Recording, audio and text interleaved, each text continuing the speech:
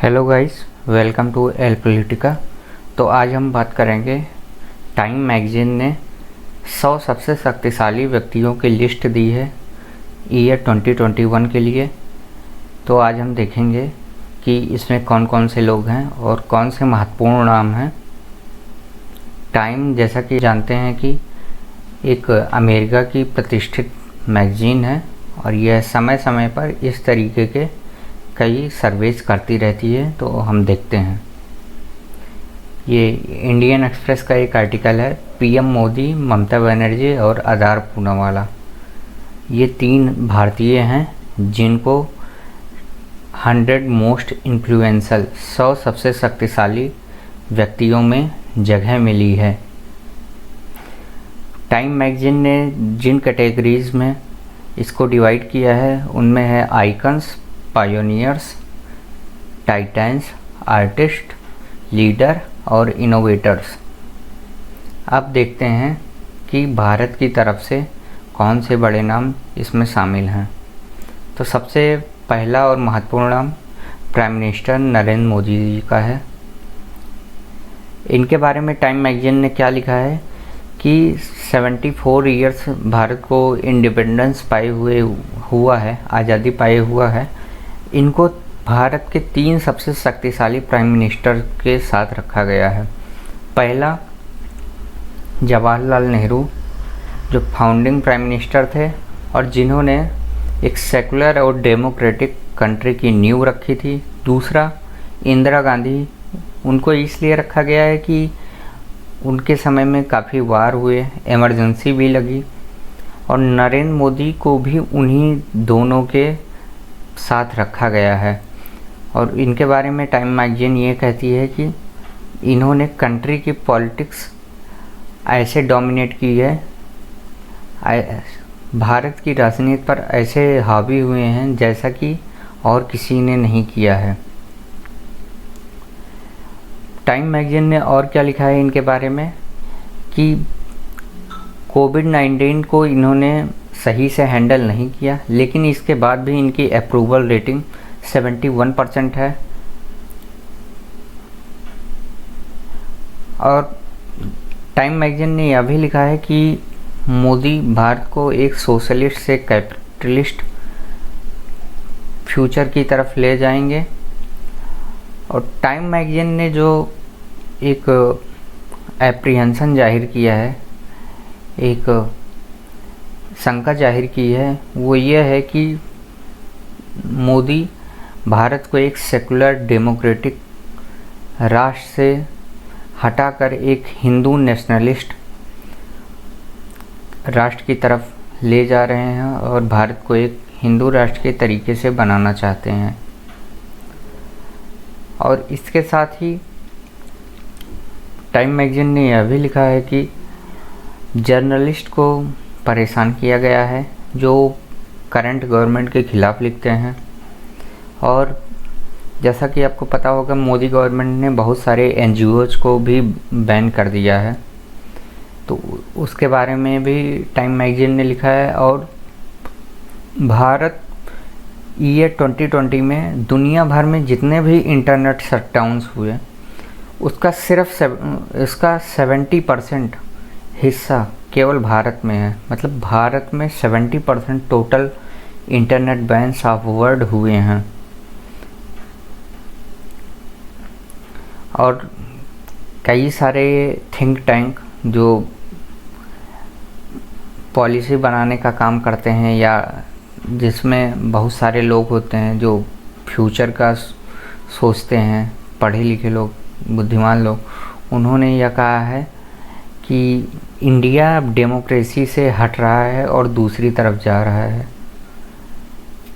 और time magazine ने यह लिखा है कि मोदी को यह सोचना चाहिए कि वह अपनी यह लेगेसी चाहते हैं, अपनी विरासत के रूप में यह छोड़ के जाना चाहते हैं या कुछ और। दूसरा, भारत की तरफ से जो नाम आया है वो वेस्ट बंगाल के चीफ मिनिस्टर ममता बनर्जी का। तो इनका देखते हैं नाम क्यों आया है। तो पहले तो इनकी सिंप्लिसिटी, कि ये सिंपल वाइट साड़ी पहनती हैं और सिंपल स्लीपर्स पहनती हैं। लेकिन इनका नाम इसलिए नहीं आया है, इनका नाम इसलिए आया है कि मई 2 जो पश्चिम बंगाल में इलेक्शंस थे उसमें इन्होंने भारतीय जनता पार्टी को बहुत बड़े मार्जिन से हराया। उस इलेक्शन में बीजेपी ने अपनी पूरी जान झोंक दी थी। बीजेपी के पास धन था, बल था और सेंट्रल एजेंसीज की ताकत भी थी, लेकिन वो ममता बनर्जी को हरा नहीं पाई और ममता बनर्जी एक शेरनी के तरीके से खड़ी रही। ममता बनर्जी के फेवर में यह भी एक बात जाती है कि वो बाकी लोगों के तरीके से जो इंडियन पॉलिटिक्स में नेपोटिज्म का आरोप उन पर नहीं लगाया जा सकता, ना तो वो किसी की वाइफ, मदर, डॉटर या पार्टनर, इनमें से किसी भी में उनको कैटेगराइज नहीं किया जा सकता कि इनकी वजह से ये पॉलिटिक्स में आई हैं या आगे बढ़ी हैं। वो जो पॉलिटिक्स में मुकाम हासिल किया है अपने दम पर हासिल किया है। और इनका बैकग्राउंड बहुत ही सिंपल था। यह एक स्टेनोग्राफर के रूप में काम करती थी और मिल्क बूथ वेंडर के रूप में भी अपनी फैमिली को सपोर्ट किया है। इनके पार्टी के बारे में ये कहा जाता है कि यही तृणमूल कांग्रेस हैं, यही फाइटर हैं, यही तृणमूल का इकलौता चेहरा है। और इनके बारे में जो सबसे बड़ी बात है कि ये एक स्ट्रीट फाइटर हैं। और टाइम मैगजीन ने यह भी कहा है कि अगर भविष्य में कोई नेशनल कोएलिशन बनता है नरेंद्र मोदी के खिलाफ, तो ममता बनर्जी का उसमें हिस्सा होना लगभग तय है। तीसरा जो सबसे बड़ा नाम आया है आधार पूनावाला का, तो इनका नाम आया है कोविड-19 की वजह से। जब कोविड-19 शुरू हुआ तब लोगों को लग रहा था कि उनको वैक्सीन्स कैसे मिलेगी, लेकिन डेवलप्ड कंट्रीज़ को तो वैक्सीन मिल जाएगी, लेकिन डेवलपिंग कंट्रीज़ को वैक्सीन कहाँ से मिलेगी। तो आधार पूनावाला ने कहा था 1.1 बिलियन डोजेज ऑफ कोविड-19 वैक्सीन ये डेवलपिंग कंट्रीज़ को बाय द एंड ऑफ 2021 देंगे। इस साल के अंत तक 1.1 बिलियन डोजेज कोविड-19 वैक्सीन को ये विकासशील देशों को देंगे। और इन्होंने वर्ल्ड हेल्थ ऑर्गेनाइजेशन के साथ भी काम किया है।